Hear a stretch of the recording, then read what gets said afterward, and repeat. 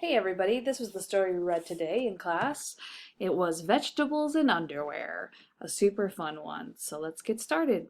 It is by Chapman.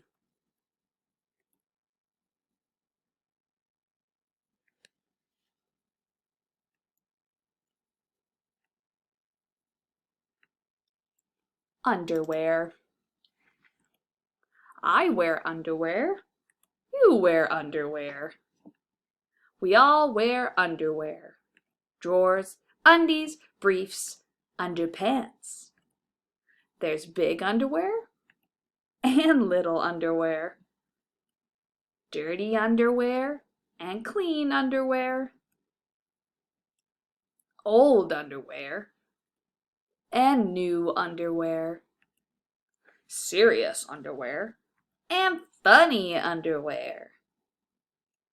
There's underwear for Monday, Tuesday, Wednesday, Thursday, Friday, Saturday, Sunday, all the way through Sunday.